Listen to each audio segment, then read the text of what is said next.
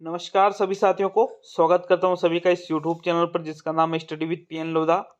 साथियों, REET mains exam 2023 के लिए शैक्षिक परिदृश्य के सभी टॉपिक से जिसमें आपके शैक्षिक तकनीकी भी सम्मिलित रहेगी 20 प्रश्नों का टेस्ट लेकर आया हूं। और ये जो शैक्षिक परिदृश्य का पेपर है ये आपके पेपर नंबर 7 है। साथियों, इसके पहले मैंने 6 पेपर आपके लिए इस टॉपिक से अवेलेबल करवा दिए हैं। तो चलिए शुरू करेंगे आज के इस वीडियो को। लेवल 1 के लिए और लेवल 2 के लिए, दोनों लेवल के लिए बेहद उपयोगी 20 प्रश्न आपको यहाँ पर देखने को मिलने वाले हैं। तो पहला प्रश्न देखते हैं मित्रों। प्रश्न नंबर 1 में क्या पूछा गया है। देखो, प्रत्येक प्रश्न जो है 1 नंबर का है आपके, और प्रश्न को गलत करने पर 1/3 नंबर आपके कम किए जाएंगे। तो पहला प्रश्न देख लेते हैं आपके प्रश्न नंबर 1 क्या है। साथियों, पहला प्रश्न आपके राजस्थान में, ये देखिएगा पहले प्रश्न को। राजस्थान में वर्तमान में विभिन्न नागरिक सेवा हेतु प्रयुक्त कार्ड जो भामाशाह कार्ड के स्थान पर लागू हुआ है वो जन कल्याण कार्ड है, आधार कार्ड है, जनगणना कार्ड है या जन आधार कार्ड है। पहले प्रश्न का उत्तर बताइए साथियों। पहले प्रश्न में कौन से विकल्प का चुनाव करोगे। तो देखो, पहले तो भामाशाह कार्ड चलता था अलग अलग सेवाओं के लिए, और वर्तमान में भामाशाह कार्ड के स्थान पर कौन से कार्ड का प्रयोग किया जाता है।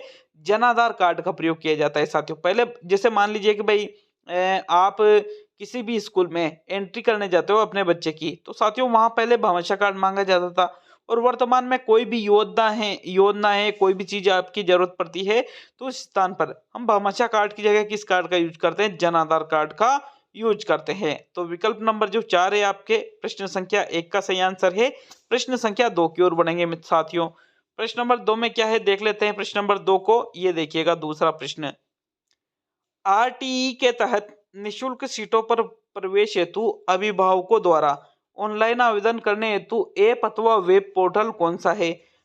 www.rajpsp.nic.in, www.rt.rajnic.in, दोनों या www.shaladharpan.nic.in। देखो, आरटीई के तहत आपको निशुल्क सीटों पर प्रवेश करना है। अब आरटीई के तहत अगर हमको निशुल्क सीटों पर प्रवेश करना है तो भाई हम प्राइवेट या निजी विद्यालय में प्रवेश करेंगे, क्योंकि गवर्नमेंट विद्यालयों में तो 100% सीटें फ्री रहती है। तो साथियों, ऐसी स्थिति में अगर हमको आरटीई के तहत निशुल्क सीटों पर आवेदन करना है तो इसके लिए जो ऐप या वेब पोर्टल है वो कौन सा है, www.rajpsp.nic.in। विकल्प नंबर आपका जो 1 है साथियों, प्रश्न संख्या 2 का सही आंसर है। देखो, www.rajpsp.nic के अगर हम बात करें तो इसका पूरा नाम है राजस्थान प्राइवेट स्कूल एप्लीकेशन। विकल्प नंबर आपका यहाँ पर कौन सा सही रहेगा साथियों, दूसरे प्रश्न में पहला विकल्प आपका दूसरे प्रश्न का सही आंसर है। प्रश्न संख्या 3 की ओर बढ़ते हैं साथियों। प्रश्न नंबर 3 को देख लेते हैं। प्रश्न नंबर 3, देवनारायण अनुप्रति योजना में प्रतियोगी परीक्षाओं हेतु प्रोत्साहन राशि किस वर्ग के लिए दी है। सामान्य वर्ग के लिए दी है, अन्य पिछड़ा वर्ग के लिए दी है, अति पिछड़ा वर्ग के लिए दी है या इनमें से कोई नहीं। तो मैंने आपको बहुत सी बार बता रखा है कि इनमें से कोई नहीं वाला जो विकल्प आपके होता है वो आपका आंसर नहीं होता है। तो चौथे विकल्प को तो यहाँ से आप हटा सकते हो। अब आपके सामने ये 3 विकल्प है। देवनारायण अनुप्रति योजना की बात की जा रही है, और देवनारायण अनुप्रति जो योजना है इसमें किसको सम्मिलित किया जाता है साथियों, अति पिछड़ा जो वर्ग है इसको सम्मिलित किया जाता है। कौन सी योजना में, देवनारायण अनुप्रति योजना में। तीसरे प्रश्न में तीसरा ही विकल्प आपका आंसर होगा। आगे बढ़ेंगे साथियों प्रश्न संख्या 4 की तरफ। चौथा प्रश्न देख लेंगे। प्रश्न नंबर 4 में क्या है आपके, विद्यालय विकास एवं प्रबंधन समिति की कार्यकारिणी का कार्यकाल कितने वर्ष का होता है। 1 वर्ष का, 2 वर्ष का, 3 वर्ष का और 4 वर्ष का। तो भाई देखो, स्कूल यहाँ पर देखो, एक तो आपके एसएमसी होती है और एक होती है आपके SDMC, school development management committee. तो विद्यालय विकास एवं प्रबंधन समिति मतलब एसडीएमसी की बात की जा रही है। एसडीएमसी में कार्यकारिणी का कार्यकाल पूछा गया है। साथियों, चौथे प्रश्न का आंसर देखें तो भाई विद्यालय विकास एवं प्रबंधन समिति का जो कार्यकारिणी होती है इसमें है कार्यकाल कितने वर्ष का होता है, 2 वर्ष का होता है साथियों। दूसरा विकल्प आपके प्रश्न संख्या 4 का सही आंसर है। आगे बढ़ेंगे साथियों प्रश्न संख्या 5 की ओर। तो पांचवा प्रश्न देखेंगे। प्रश्न नंबर 5 में क्या है आपके, निष्ठा 3.0 में कुल कितने मॉड्यूल है। 11 मॉड्यूल है, 12 मॉड्यूल है, 13 मॉड्यूल है या 14 मॉड्यूल है। तो निष्ठा 3.0 में मॉड्यूल की संख्या पूछी गई है साथियों प्रश्न नंबर 5 में। और पांचवें प्रश्न का आंसर देखें तो निष्ठा 3.0 में कुल मॉड्यूल की संख्या कितनी रही साथियों? 12। बिल्कुल आपके दूसरा विकल्प जो है प्रश्न नंबर 5 का सही आंसर है। देखो इन मॉड्यूल की बात करें तो RACRT उदयपुर के द्वारा इन मॉड्यूल को तैयार किया गया था साथियों। नेक्स्ट छठे प्रश्न की ओर बढ़ेंगे। प्रश्न नंबर 6 में क्या पूछा जा रहा है देख लेते हैं साथियों प्रश्न नंबर 6 को। साथियों आपके जो study with PN Lodha application है 149 वाले कोर्स में आपको जो मैराथन पेपर अवेलेबल करवाए जा रहे हैं पूरे 150 प्रश्नों के मैराथन पेपर। तो ये आपके जो मैराथन पेपर नंबर 14 है लेवल 1 का, लेवल 2 हिंदी का मैराथन पेपर नंबर 12 है, लेवल 2 SST का मैराथन पेपर नंबर जो 11 है, ये आपको कल प्रोवाइड करवाए जाएंगे। कल आपके पूरे 150 प्रश्नों के 3 मैराथन पेपर आयोजित करवाए जाएंगे 149 वाले कोर्स में। तो अगर आपने ऐप को डाउनलोड नहीं कर रखा है तो ऐप डाउनलोड का लिंक मैंने कमेंट बॉक्स में दे रखा है, वहां से आप ऐप को डाउनलोड करके कोर्स ज्वाइन कर सकते हो। पिछले जो 260 से अधिक टेस्ट अभी तक लिए जा चुके हैं, अगर आप ऐप को ज्वाइन करते हो 149 वाले कोर्स को तो साथियों आपको ये भी प्रोवाइड किए जाएंगे। देखिएगा छठे प्रश्न को, प्रसिद्ध खिलाड़ी कृष्णा नागर का संबंध किस खेल से है? निशानेबाजी से, भाला फेंक से, बैडमिंटन से और एथलेटिक्स से। तो साथियों छठे प्रश्न का आंसर बताइए। जो यहाँ पर खिलाड़ी पूछा गया है कौन से खिलाड़ी की बात की जा रही है? कृष्णा नागर की बात की जा रही है साथियों। और छठे प्रश्न का आंसर देखें, जो प्रसिद्ध खिलाड़ी है कृष्णा नागर, इनका संबंध कौन से खेल से है साथियों? जो बैडमिंटन है, बिल्कुल इनका संबंध बैडमिंटन से रहा है। तीसरा विकल्प आपके छठे प्रश्न का सही आंसर होगा। नेक्स्ट सातवें प्रश्न की ओर बढ़ेंगे साथियों। प्रश्न नंबर 7 है आपके, ये देखिएगा। अच्छा आपको ये भी पता होना चाहिए कि ये जो कृष्णा नागर है ये कौन से जिले की रहने वाली है साथियों? जयपुर जिले की। तो बिल्कुल आपके यहाँ तीसरा विकल्प छठे प्रश्न का सही आंसर है। चलिए सातवें प्रश्न की ओर बढ़ेंगे। प्रश्न नंबर 7 में क्या है आपके, पैरा ओलंपिक खेलों में स्वर्ण जीतने वाली प्रथम महिला खिलाड़ी कौन है? अवनी लेखरा, अपूर्वी चंदेला, दीपा दास और कृष्णा पुनिया। बहुत ही इंपॉर्टेंट क्वेश्चन है साथियों। ये जो पैरा ओलंपिक खेल हुए थे इसमें स्वर्ण जीतने वाली प्रथम महिला खिलाड़ी की बात पूछी जा रही है। और सातवें प्रश्न का आंसर रहेगा आपके विकल्प नंबर 1। अवनी लेखरा का नाम आपने जरूर सुना होगा। बिल्कुल अवनी लेखरा ही पैरा ओलंपिक खेलों में स्वर्ण जीतने वाली प्रथम महिला खिलाड़ी है साथियों। और अवनी लेखरा की अगर हम बात करें तो बिल्कुल जयपुर जिले की ये खिलाड़ी और बेटी बचाओ बेटी पढ़ाओ अभियान की ये ब्रांड एम्बेसडर भी है। यहाँ से प्रश्न पूछने के बहुत ज्यादा चांसेज है साथियों। तो इस चीज को आपको याद रखना है कि इन्होंने सबसे पहले पैरा ओलंपिक खेलों में स्वर्ण जीता था महिला में, ठीक है, महिला खिलाड़ियों के अंतर्गत। तो बिल्कुल विकल्प 1 आपके सातवें प्रश्न का सही आंसर है। चलिए आगे बढ़ेंगे प्रश्न संख्या 8 की ओर। आठवां प्रश्न देख लेते हैं। प्रश्न नंबर 8 में क्या है आपके, राज्यपाल अपने पद पर कब तक रह सकता है? 5 वर्ष तक, संसद के प्रसाद पर्यंत तक, राष्ट्रपति के प्रसाद पर्यंत तक और 6 साल तक। तो भाई राज्यपाल 5 या 6 साल नहीं, ना ही संसद के प्रसाद पर्यंत तक, बल्कि राज्यपाल जो है ये राष्ट्रपति के प्रसाद पर्यंत तक, जब तक राष्ट्रपति की इच्छा हो, बिल्कुल राष्ट्रपति के प्रसाद पर्यंत तक ये अपने पद पर रह सकता है साथियों राज्यपाल। विकल्प नंबर जो 3 है आपके प्रश्न नंबर 8 का सही आंसर है साथियों। नेक्स्ट आगे बढ़ेंगे प्रश्न संख्या 9 की ओर। तो चलिए 9वां प्रश्न देख लेंगे। प्रश्न नंबर 9 में क्या साथियों, 9वें प्रश्न को, राजस्थान में कृषि अनुसंधान संस्थान शॉर्ट में जिसको कहते हैं RIRI की स्थापना किस वर्ष में की गई थी? 1941 में, 1943 में, 1945 में और 1947 में। तो देखो राजस्थान में कृषि अनुसंधान संस्थान की बात की जा रही है। और मित्रों 9वें प्रश्न का आंसर देखें तो भाई राजस्थान में कृषि अनुसंधान संस्थान की स्थापना कब की गई थी? 1943 में राजस्थान में कृषि अनुसंधान संस्थान की स्थापना की गई थी। विकल्प नंबर जो 2 है आपके प्रश्न संख्या 9 का सही आंसर है साथियों। नेक्स्ट 10वें क्वेश्चन की ओर बढ़ेंगे। तो 10वां क्वेश्चन देखेंगे। अच्छा आपको ये भी पता होना चाहिए कि राजस्थान में जो कृषि अनुसंधान संस्थान है ये कहाँ पर स्थित है? ये जयपुर में स्थित है। और बिल्कुल इसका पूर्व में नाम जो है किसका? राजस्थान कृषि अनुसंधान संस्थान का पूर्व नाम क्या था साथियों?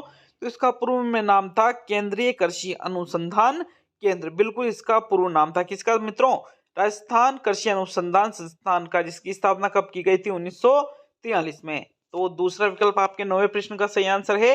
नेक्स्ट आगे बढ़ेंगे साथियों प्रश्न संख्या 10 की ओर। 10वां प्रश्न देख लेंगे। प्रश्न नंबर 10 में क्या आपके, दुकानों में सामान्यतः निम्न में से किस तकनीक का उपयोग करके वस्तुओं को स्कैन किया जाता है? बारकोड का प्रयोग करके, एमआईसीआर का प्रयोग करके, आरएफडीआई का प्रयोग करके या ओसीआर का प्रयोग करके। देखो, आपने देखा होगा कि भाई आप कहीं दुकान पे जाते हैं तो मान लीजिए कि आपके पास कैश में उपलब्ध नहीं है, तो इस स्थिति में आप फोन पे वगैरह है, पेटीएम है, गूगल पे है, इनसे साथियों स्कैन करते हो। तो जिसको स्कैन करते हो उसका नाम क्या है? Bar code. बिल्कुल आप बार कोड का स्कैन करते हो साथियों जब नॉर्मली हम दुकान पे जाते हैं और हमारे पास कैश उपलब्ध नहीं होते हैं। तो बिल्कुल आपके जो पहला विकल्प है प्रश्न नंबर 10 का सही आंसर है। नेक्स्ट आगे बढ़ेंगे साथियों प्रश्न संख्या 11 की ओर। 11वां प्रश्न देख लेंगे साथियों। प्रश्न नंबर 11 में क्या है आपके? ग्रामीण क्षेत्रों में घरेलू नल कनेक्शन के माध्यम से पीने योग्य पानी की आपूर्ति हेतु कौन सी योजना चलाई गई? जल समर्थ मिशन, जल मणि योजना, जल जीवन मिशन और जल क्रांति योजना। तो आपको योजना का नाम आपको 11वें प्रश्न में बताना है।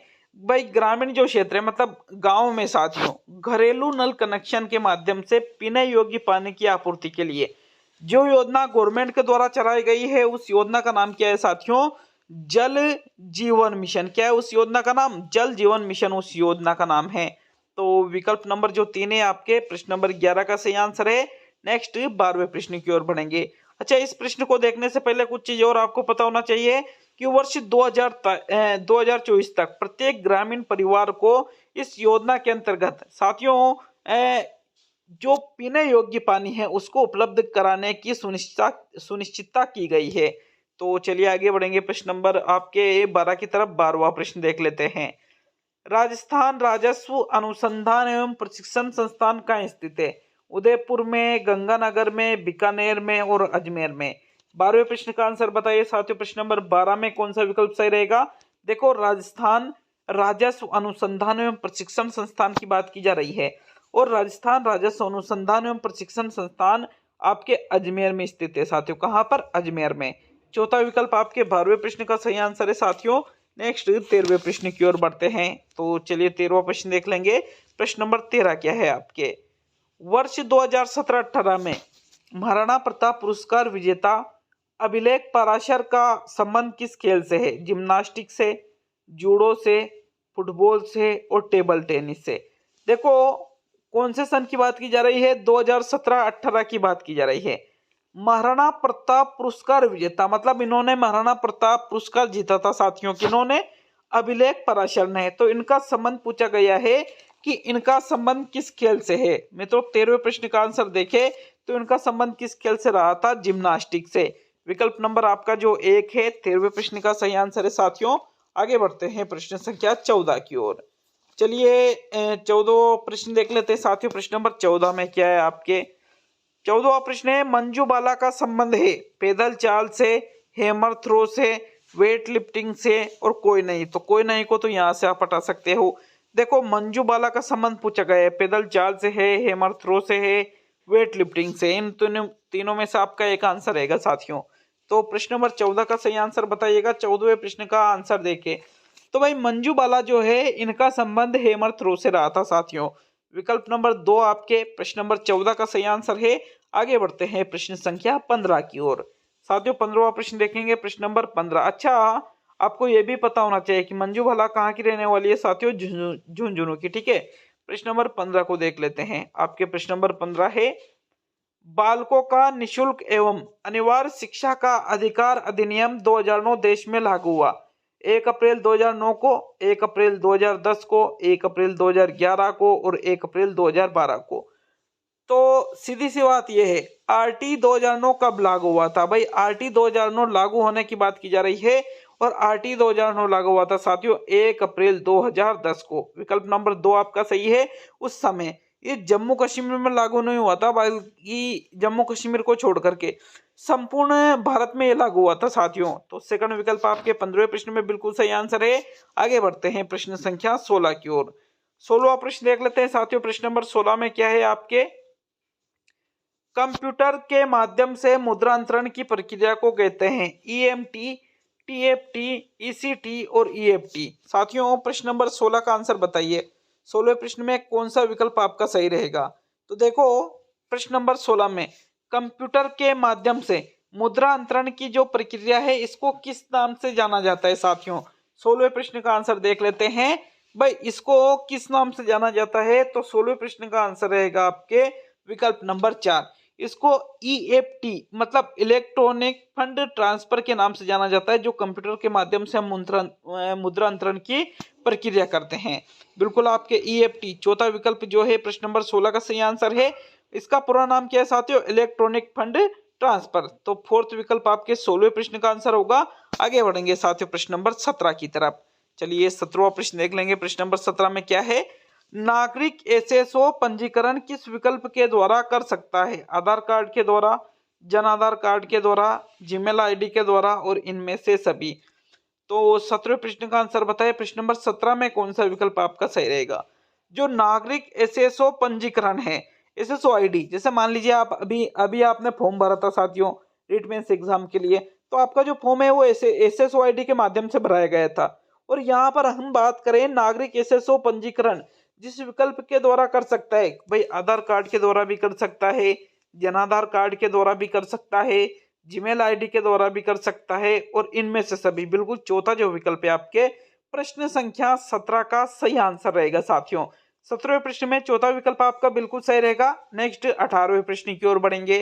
प्रश्न नंबर 18 है आपके, ऑपरेटिंग सिस्टम निम्न में से क्या होता है। सॉफ्टवेयर होता है, डिवाइस होता है, हार्डवेयर होता है और पेरिफेरल होता है।